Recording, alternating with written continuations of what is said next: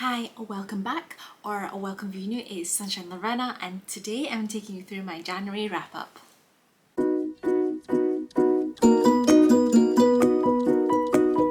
So yes, the first wrap-up of 2022, guys. The first of 12, so excited.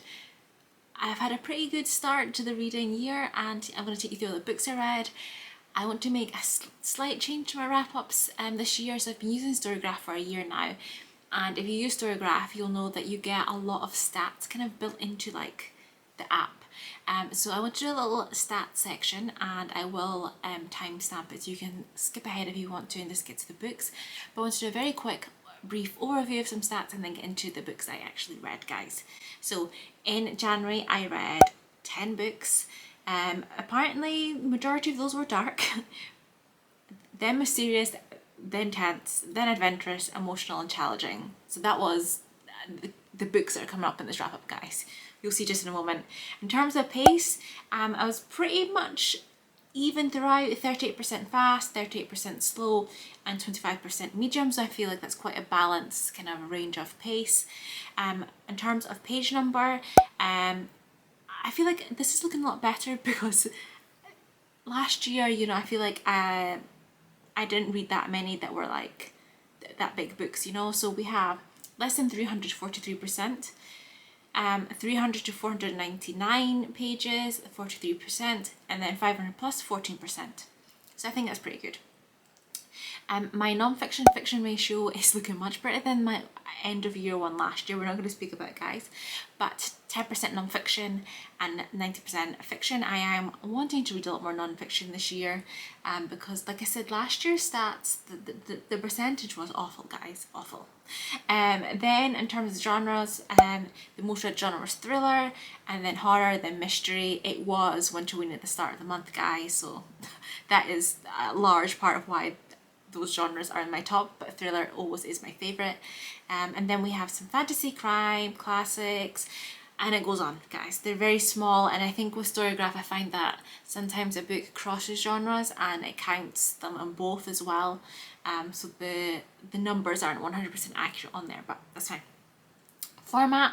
So this year I'm actually tracking my format correctly, whereas last year I was just like, yeah, reading this without actually paying attention to what edition it was. So I can properly record which ones are ebooks and which ones are audiobooks as well. So 40% was print. I think it was a really good month actually, because it'd been a long time since I read so many physical books. 20% is like digital, so ebooks, and then audio is 40%. So it's quite good for me to see how many kind of audiobooks I've been reading, because I feel like last year I read a lot but I didn't have any sort of like physical something counting it up. Ratings. The average rating for January was 3.8 stars. I think that's a pretty good one. We had 2 5 stars, guys, 2 5 stars, considering last year I had a total of 6 stars and one was a reread. January is making this year look very promising for the 5 stars, so we had 2 of those.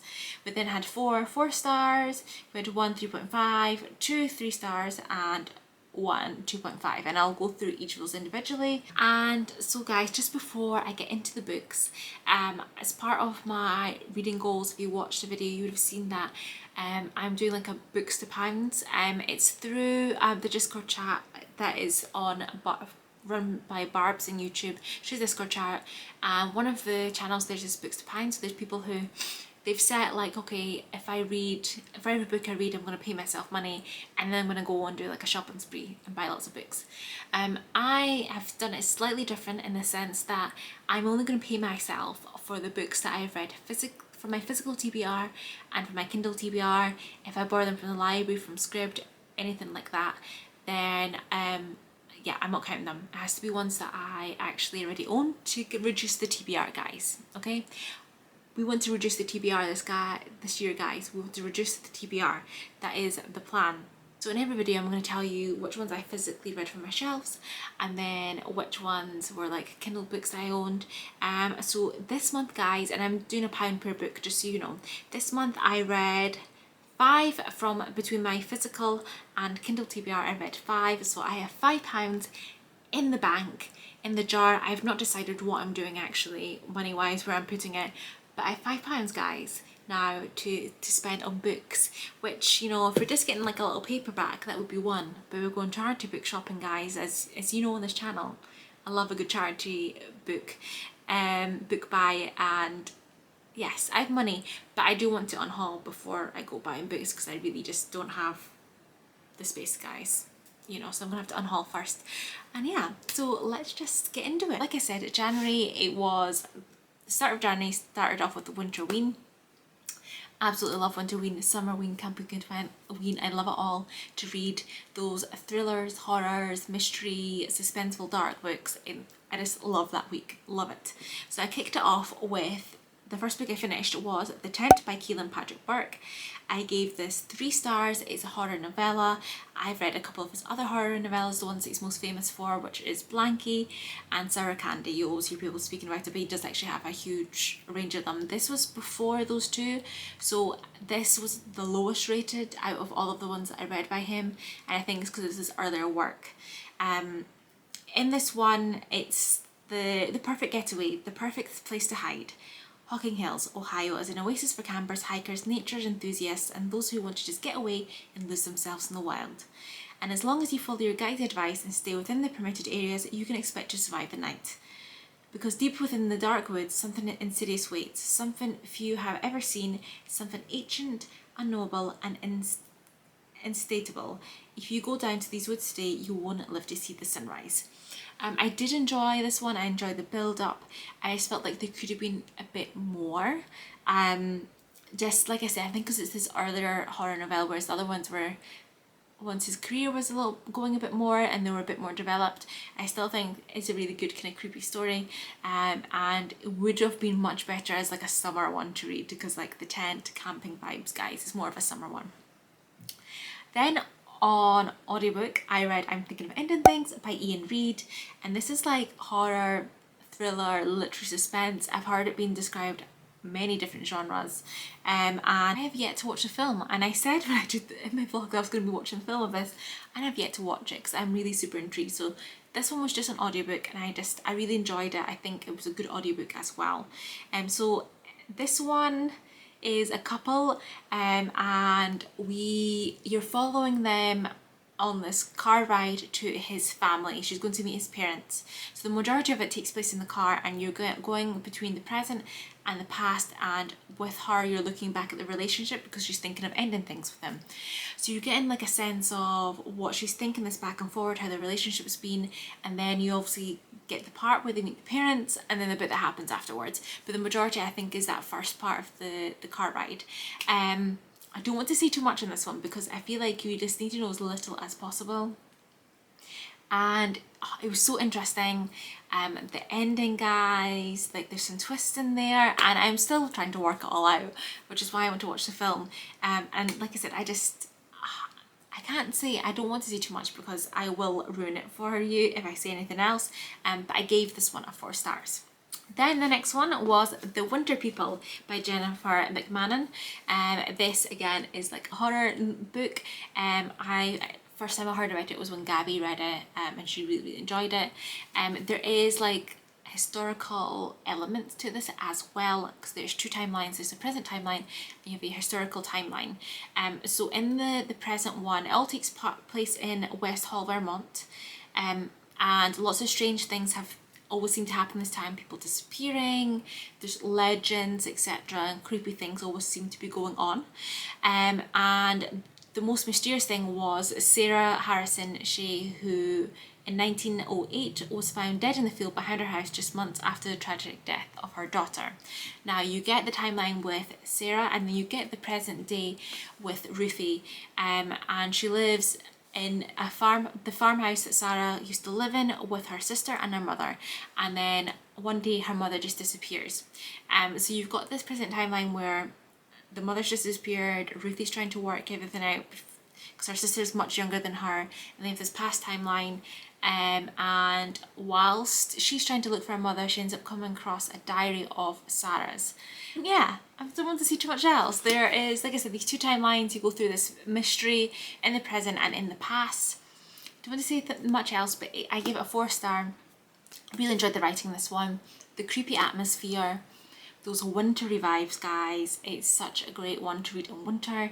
I mean, it does say winter people in the title, but yes, it is such a good one. Creepy, yeah, great creepy vibes. If you're looking for something that's really creepy, but if you want a bit of historical fiction as well, I recommend this because I really like that historical aspect to it, and the dual timelines is something I really enjoy in novels. So yeah, it's that one. Then I read The Shuddering by Anya Alburn. This again was on audiobook. Actually during that week I had been watching some people's vlogs for Winterween, and I saw a few people speaking about it, and I thought this sounds really good, and they had it on script, so picked it up and read it because I actually went through my TBR quite quickly. So in this one, I'm going to read you the synopsis because I don't want to give away too much, extra from what it says here. So, they only come when it snows and nobody ever gets away. A group of close friends gathers at a secluded cabin in the wintry mountains of Colorado for a final holiday hurrah. Instead, it may be their last stand. First, a massive blizzard leaves them marooned. Then the more chilling realization, something is lurking in the woods, watching them, waiting. Now, a weekend of family, friends and fun has turned into a test of love and loyalty in the face of inhumane horrors. The only hope for those huddled inside is to fight, tooth and nail, bullet and blade, for their lives, otherwise they'll end up like the monster's other victims. Bright pools of blood on glittering snow, screams lost in the vast mountains. This one, again, such a great atmosphere, the build-up. This is monster horror. And I really enjoyed the fact that we actually got to know what the monsters looked like. You actually had descriptions. I feel like a lot of the time when books like this, it's very much like an unknown monster, an unknown presence, but actually you were told, not all at once, but you slowly built up to what this thing actually was, which I quite enjoyed for once, actually knowing what they were. It's creepy, and the audiobook is really good. There's a lot of characters in this, but they all serve their purpose, and again, it's a fantastic one to read in winter. I thought it was a great, quick, fast-paced horror novel. Then I read The Poppy War by R.F. Kuang, and guys, this book, oh, I loved it. My first 5-star of 2022. I do have a vlog on this. You can go check that out if you want to actually see my thoughts and feelings as I'm going through the process of reading it. But I absolutely love this one, and I was reading it as part of the read along I'm co-hosting with Charlotte, Jane and Megan, and yes, so now in February it's going to be the Dragon Republic, and in March is the Burning God, so there's still time to join us if you want to. But this, I absolutely love this. So much happens in this. It's like, this is a little bit over 500 pages, but I felt like it was so fast-paced, quick. You got so much details, and you saw such development of these characters. You saw a lot of development. I don't want to say too much because, spoilers. But in this one, we follow our main character, Vin. She is a war orphan from the Second Poppy War, and basically the government made people take in the children, so they're adopted. To basically force people to adopt these children. So she's a war orphan from the south of the country, Nicara, and she is dark skinned, she comes from a poor background, that's who she is. Then each year there are these exams called the Keju that everyone is allowed to sit, and she is determined to study, do so well and pass them. She surprises everyone as she passes. Not only does she pass the test, which everyone again wasn't expecting her to do it because of her circumstances, the system really isn't set up for her to be able to do this, she also gets into the best school in the whole country, in Sinagard, and it's a military elite school. And she very quickly, when she's there, realises that it is the elite that get there. The other students there have been raised in families that are a part of the elite. They've literally been training for this their entire lives. So she is at a disadvantage because she thought the hard part was getting into the school, but actually she has even more work to do. Not only that, it's very apparent that the system wasn't designed to let people like her into the school, so no one is really willing to help her. There's a lot of people against her that don't really want her around, and to top it all off, she got her place, obviously. She thinks that's fine, I'm at the school, I'll just study for the next 4 years and it's okay. It's not. So at the end of the first year, there are exams and you need a master to take you on. You need to do really well in them, and you need to have a master pledge for you to take you on. Otherwise, you will get kicked out of the school. So it's a tough first year for her. There is a teacher who is seen as being very insane, which is Jiang. Everyone thinks he's insane, no one believes what he teaches, etc. And he ends up being the only one that really helps Rin. And yes, they work together on different things. I don't want to really go into too much details, but he does help her study, and it's very interesting to see kind of how it works out. But all along, everyone knows that the third Poppy War is just a spark away. And that's all I'm saying, guys. The first 5 years of the year, absolutely loved it. Like I said, character development is amazing. The story, the friendships, so many things, guys, so many things. And I cannot wait to get to the Dragon Republic. I cannot wait. But at the same time, it means I'm closer to the end, which means I'm gonna have to leave all of these characters behind. But yeah, amazing. If you haven't read it, I definitely recommend to check it out. I'm not really a fantasy reader, but this was amazing and incredible. Then I picked up another audiobook, and that was When the Tiger Came Down the Mountain, and it's the Singing Hills cycle number 2. I gave this a 3 stars, which is what I gave the first one in the series, if I remember correctly. It is a fantasy, it's like a fantasy novella, and so it's really short. The audiobook was like 2.5 hours, so it was a really quick read. So in this one, the cleric Chin finds themselves and their companions at the mercy of a band of fierce tigers who ache with hunger. To stay alive until the mammoths can save them, Chin must unwind the intricate, layered story of the tiger and her scholar lover, a woman of courage, intelligence and beauty, and discover how the truth can survive becoming history. So yes, this is like a standalone follow-up to The Empress of Salt and Fortune, because it's in the same sort of like world. It's a 3-star. I enjoyed it, good descriptions. Yeah, I don't really have much else to say about it. I think it was a good short fantasy novella to listen to. I know a lot of people like rate these ones like 5 stars, but I don't know if it's because I've listened to both of them on audiobooks and maybe I just haven't taken it in as well as you should have. So maybe you should actually physically read them rather than do what I did and listen to the audiobooks, but I did enjoy the audiobook. Then I read The New Girl by Ruth Healand, and this was an arc from NetGalley that I got in exchange of an honest review. So I gave this one 3.5 stars. It is a thriller. I thought it was a good story. I was intrigued reading along. It was a bit different from my usual thrillers than what I read. Yeah, so it was one of my anticipated January releases, and I really, really enjoyed it. So our main character is Sophie, and she is ready to move on and out of her and move on with her life and leave her past behind her. She ends up getting this perfect job, her dream job in London, and the perfect job comes along in London, and she ends up getting an interview and she ends up being offered the job. And not only does she get the job, it turns out it comes with an apartment that she basically gets to live rent-free in London. Amazing, guys, right? Amazing. Soon as she is settling into her new life, she's making new friends, she's getting well with her job, she's enjoying it. But some strange things start to happen, guys. And her old life isn't quite in the past as she actually thought it was. I found this actually really super fast paced. I felt like I was like speeding through it really quickly, constantly turning those pages, guys, which is what we want in a thriller. And I did like the development of Sophie and also the other characters around her that was also kind of involved in the story. And I definitely did not trust anyone in this. I really didn't trust anyone. I didn't know who to believe. I just had that feeling of no one is trustworthy in this book.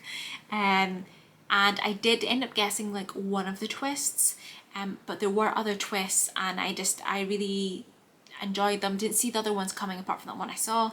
I enjoyed the ending. I thought it wrapped up really well, and yeah, I thought it was really nice and fun, and yeah, 3.5 stars. Then I picked up Death Row, The Final Minutes, My Life as an Execution Witness in America's Most Infamous by Michelle Lyons. And this was part of Chloe Reads Books Crime Scene Corner's book pick for January. It was the non-fiction one, because she does like true crime and then dark fiction, her books, her book club, sorry. So yes, in case you didn't guess from that title, we are following Michelle as she details the job she had. She had to witness prisoners being executed who had the death penalty.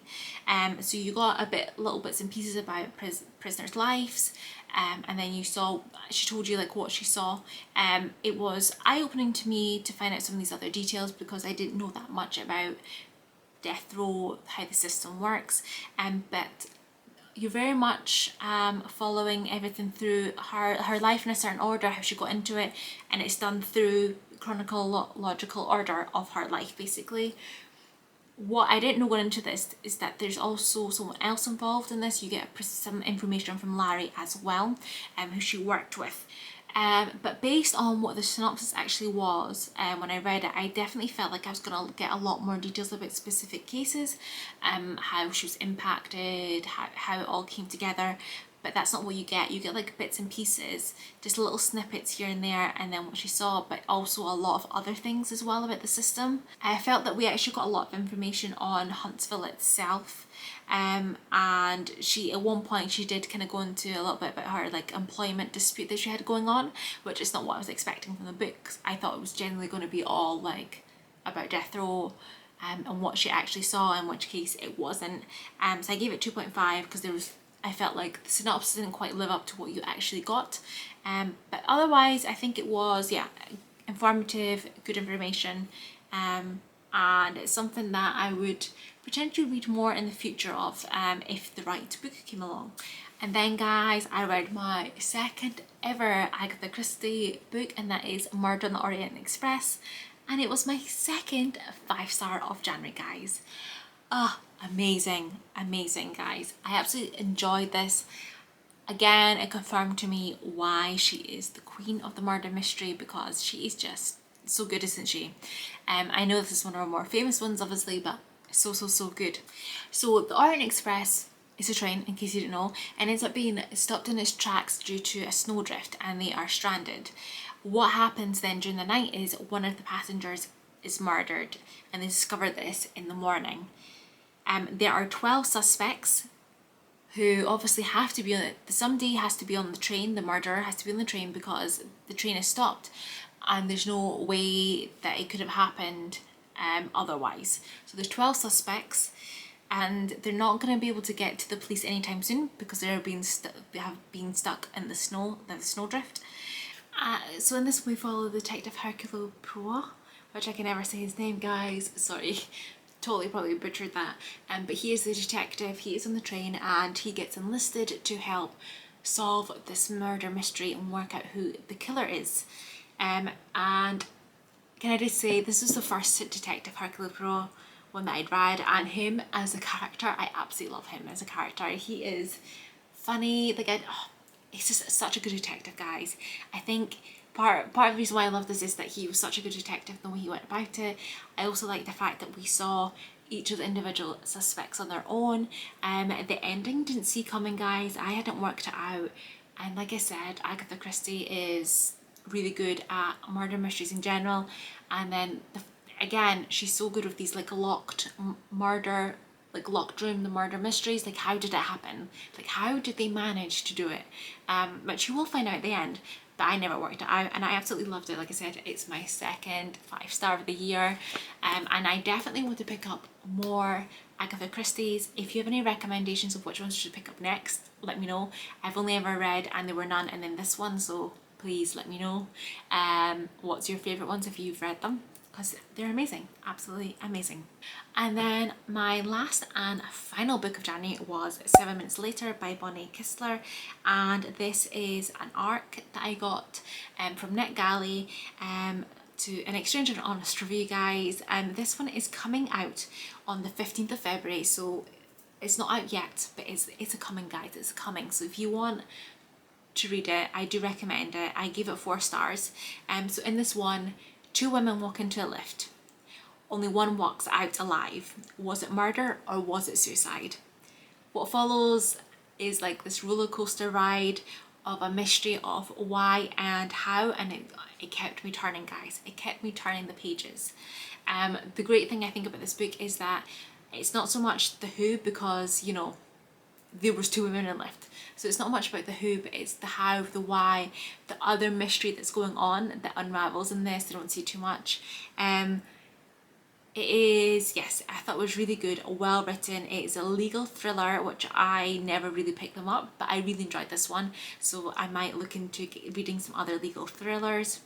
But yeah, you're constantly kept intrigued. Also, what's going on with the company that they were working for, and that mystery that's going on. And yeah, I just thought it was fantastic. Coming out on the 15th of February, highly recommend.